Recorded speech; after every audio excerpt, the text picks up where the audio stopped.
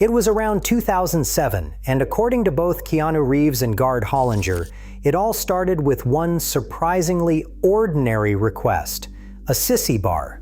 That's it, a sissy bar. A basic passenger backrest for the seat of his 2005 Harley-Davidson Dyna Wide Glide. He asked a friend in Los Angeles for the name of a local fabricator who could do the job, and that friend pointed him to a small custom motorcycle shop in Gardena, California, run by a builder named Gard Hollinger. What happened next is one of the strangest origin stories in the entire motorcycle industry. Hollinger looked at the job, looked at the bike, and said no. He did not do bolt-on accessories, that was not his thing. But Reeves did not leave. He looked around the shop, started asking questions, and what was supposed to be a 15-minute visit turned into a conversation that would eventually reshape both of their lives. Nearly 2 decades later, that conversation has become Arch Motorcycle, one of the most exclusive motorcycle brands on the planet, building handcrafted machines that cost more than many luxury cars, earning praise from some of the most demanding motorcycle journalists in the business, and now launching a race team with ambitions to compete at one of the most dangerous events in motorsport. And the wildest part? Hollinger tried to talk Reeves out of starting the company multiple times. So how did a sissy bar request turn into all of this? Gard Hollinger wasn't some random guy in a garage. Long before Keanu Reeves walked through his door, he had built a serious reputation in the custom motorcycle world. He grew up in Hollywood Hills and got hooked on bikes at 8 years old when a neighborhood teenager gave him a ride on a mini bike, and he eventually competed in motocross racing. After stepping away from racing in his mid-30s, he landed a job at a custom Harley shop in Culver City. He eventually left after disagreements over pay, and almost immediately had customers calling him directly asking for builds. He founded his own shop, LA County Chop Rods, and the work spoke for itself. His bikes appeared on Discovery Channel's Biker Build-Off, Speed TV's Build or Bust, and ESPN's Chopper Nation. He became the first custom motorcycle builder ever featured in a National American Express television commercial. He even contributed to a Bonneville project nicknamed the world's fastest panhead, which reportedly reached around 162 miles per hour at the speed trials in 2007. So when Keanu Reeves showed up asking about a sissy bar, Hollinger saw an opportunity to do something bigger. Instead of a quick bolt-on job, he proposed a full custom rebuild of the Dyna. Reeves agreed, and what started as a straightforward custom project slowly became something neither of them expected. Over the next 4 to 5 years, Hollinger stripped and rebuilt that Harley so completely that eventually very little of the original machine remained beyond the core engine. They traveled together to Europe to meet specialist engineers and component makers. The bike kept evolving, and somewhere during those years of riding together, testing together, and obsessing over details together, Reeves started lobbying Hollinger to turn the whole thing into a company. Hollinger kept saying no. He later told American Rider magazine that he tried to talk Reeves out of it multiple times, but Reeves kept pushing, and eventually Hollinger gave in. In 2011, Arch Motorcycle Company, LLC, was officially founded in Hawthorne, California, just a few miles from Los Angeles International Airport. Now, you might be thinking this is just another celebrity vanity project. Famous person puts their name on something, shows up for a photo shoot, and lets other people do the actual work. Honestly, that would be a fair assumption. But the reality inside the Arch workshop in Hawthorne tells a completely different story. Keanu Reeves has been riding motorcycles for nearly 4 decades. He learned to ride around 1986 in Munich while working on a film, taught by a woman who owned a Kawasaki Enduro.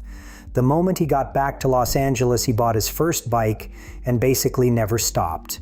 His collection over the years has included a 1973 Norton Commando 850 that he once rode 1,300 miles from Toronto to Florida just to convince River Phoenix to do a movie with him. He has owned Suzukis, BMWs, Kawasaki's, Harleys, a custom chopper, track bikes, and the green Ducati 996 from The Matrix Reloaded, which is still parked at the Arch headquarters. he's also crashed. A lot. In the spring of 1988, at just 23 years old, Reeves wrecked at roughly 50 miles per hour on a hairpin turn on Topanga Canyon Boulevard and lay on the pavement for about half an hour before anyone found him. He was hospitalized with serious abdominal injuries that left a long scar from his sternum to his navel. He later broke his ankle, had exposed bone in another collision in 1996, lost teeth, and cracked ribs. He once joked that there was a period where he was basically working just to pay his motorcycle insurance. This is not a guy who slapped his name on a logo. He rides, he tests, he crashes, he gets back on. And according to Gard Hollinger in an interview with Motorcycle Sport and Leisure magazine, Keanu has logged tens of thousands of test miles on Arch motorcycles since 2014, possibly north of 40,000. That makes him Arch's single most important road tester. If you're going to understand why people spend six figures on an Arch motorcycle, you need to understand what actually goes into building one. The flagship model is the KRGT1, which launched in late 2014. At its heart is a 2,032 cubic centimeters, or 124 cubic inches, S&S V-twin engine. It is air-cooled, fuel-injected, and puts out roughly 120 horsepower depending on tune, with 122 pound-feet of torque that hits at just 2,000 revolutions per minute. For those of you who ride, that means this thing pulls like a freight train from basically idle. But the engine is just the beginning. Arch machines over 200 proprietary parts for every single motorcycle, all designed in-house and CNC cut from billet aluminum at their Hawthorne facility. The fuel tank alone tells the whole story of this company's obsession. According to Arch, each half of the twin billet fuel cell starts as a roughly 260-pound block of aluminum. By the time the CNC machines are done, that block has been whittled down to around 3.5 pounds. The total machining time for a single tank used to run as high as 66 hours. According to the company, well over 1,000 pounds of raw aluminum billet gets processed to produce about 120 pounds of finished parts per bike. 90% of the material becomes recyclable shavings. The CNC machines at the Arch facility run about 12 hours a day, 6 days a week, just to keep up with production. And what's the production rate? Small. Intentionally, almost stubbornly, small. By late 2023, in an interview with American Rider magazine's Kevin Duke, Reeves and Hollinger indicated that Arch had built fewer than 100 motorcycles total across their entire history, not per year, total ever. Reeves has publicly stated the company limits output to just a few dozen per year because they are not chasing volume, they are chasing something else entirely. The rest of the spec sheet reads like a wish list that someone with unlimited taste and an unlimited budget put together. BST carbon fiber wheels, Olin suspension front and rear, ISR 6-piston brakes, an adaptive LED headlight from JW Speaker. Arch built stainless exhaust headers with Yoshimura internals, an AIM Sports digital dashboard, and a dry weight of about 538 pounds with close to 50-50 weight distribution. The KRGT1 launched at $78,000 back in 2015. By 2019, the price had climbed to around $85,000. Today, it sits closer to $118,000 before you start customizing. And customizing is where Arch goes from impressive to something genuinely unique. Every single Arch motorcycle is built to order. There is no inventory, no dealer lot. You call the company, have a consultation about what you want, then fly to Hawthorne for an ergonomic fitting they call the Rider Triangle, dialing in your exact seat position, foot controls, and handlebar setup. You pick your colors, your finishes, your engraving, your seat leather, and stitch pattern.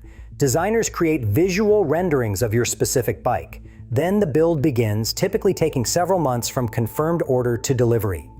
When the bike ships, it comes with a custom-made key, a special toolkit, and a hand-bound book documenting the entire build process. Bike Exif, one of the most respected motorcycle publications in the world, reported that Arch once flew a technician to Australia to service a single customer's motorcycle. That's the kind of company this is.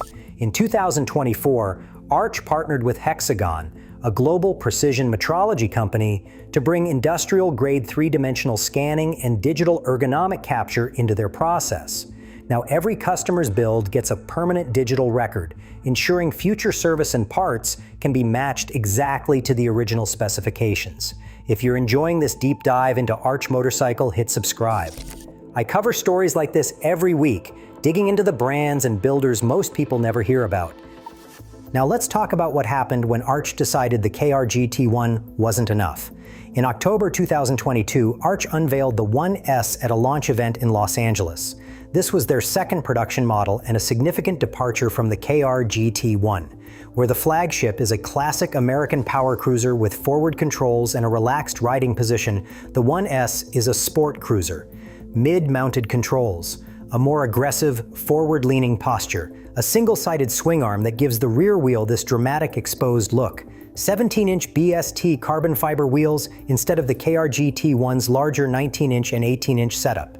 The engine is the same proven 124 cubic inch S&S V-twin, but everything around it was rethought.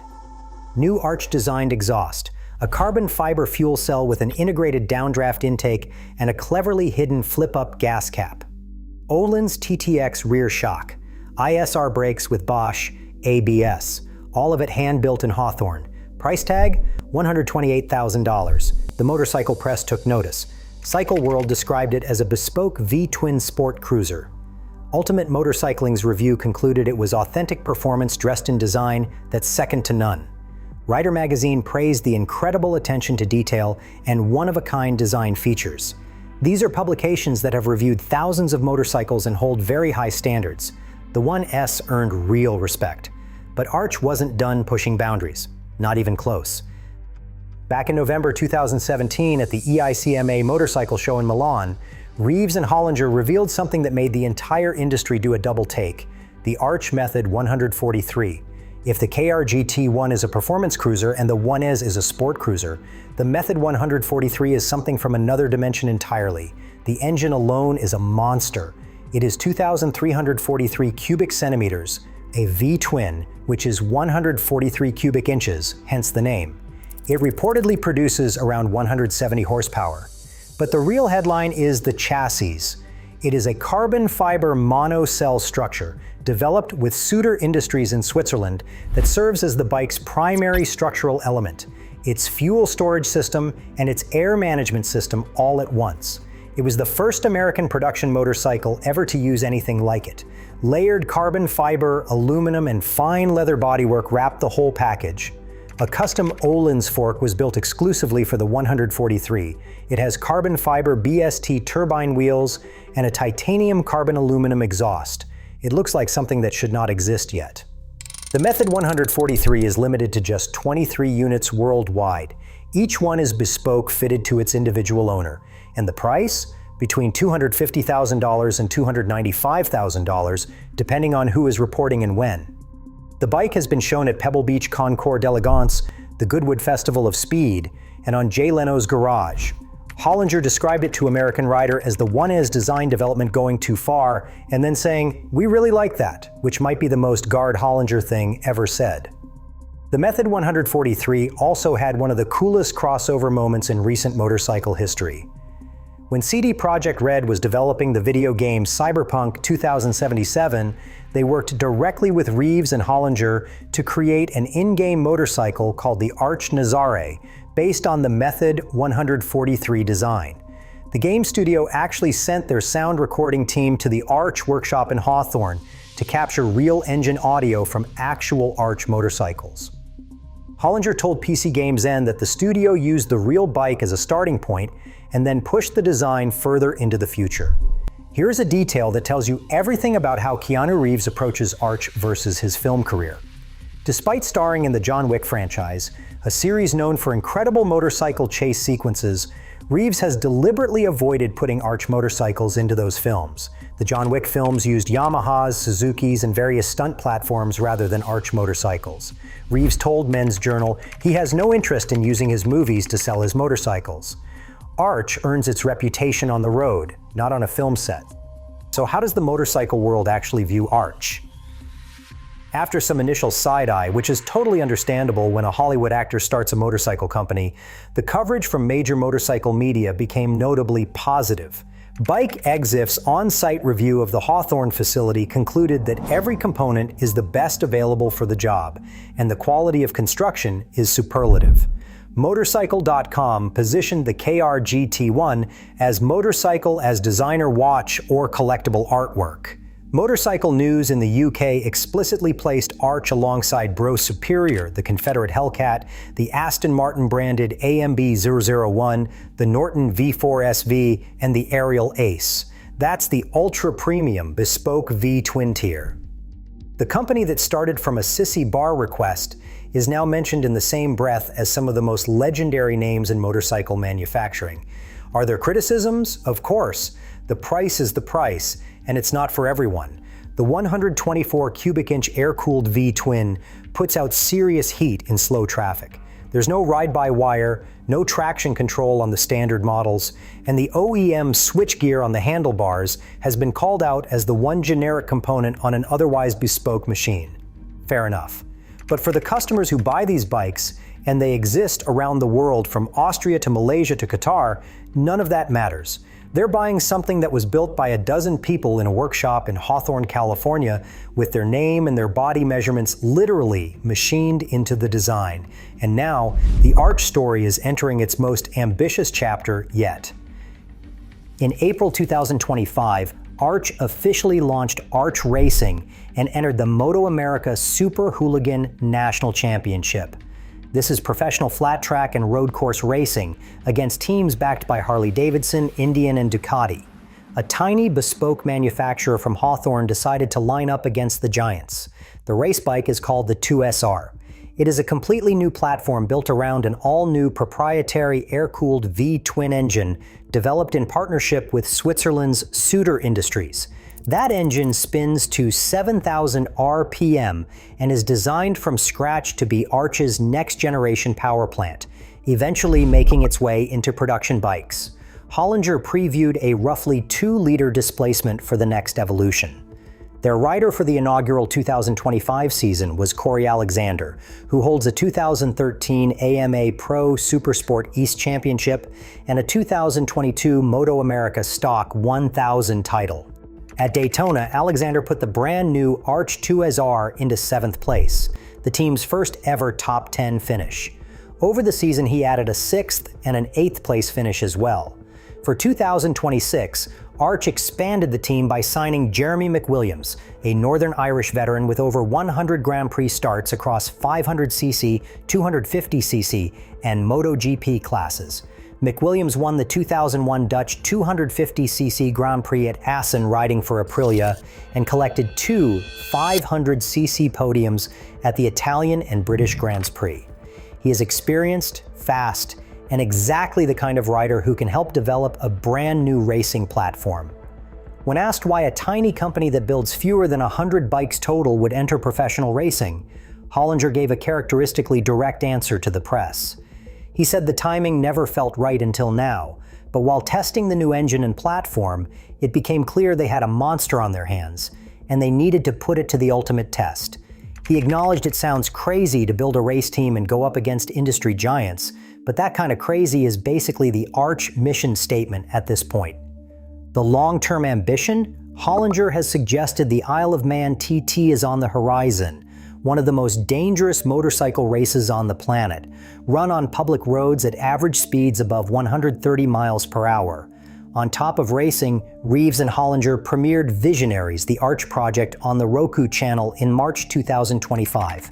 It is an 8-episode docu-series where the two of them travel globally, meeting creators and innovators, from aerospace engineers to light artists to marine scientists, exploring where human creativity and ingenuity come from. A second documentary series called Hooligans, following the Arch racing team's campaign, is set for release in 2026. Think about where this started. A sissy bar, a 15-minute conversation at a shop in Gardena, a custom builder who kept saying no, and a movie star who kept saying yes. No business plan, no market research, no investor pitch deck, just two people who loved motorcycles and wanted to build something that did not exist yet.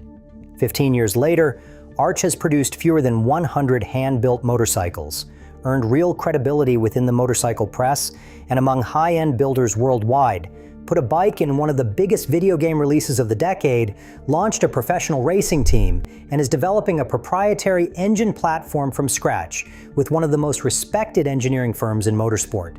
And Keanu Reeves is still out there logging test miles on the Pacific Coast Highway, riding a bike without any logos on it because he does not need anyone to know it is an Arch. He just needs it to ride. If this story blew your mind, you should check out the video on screen right now. I think you'll love it.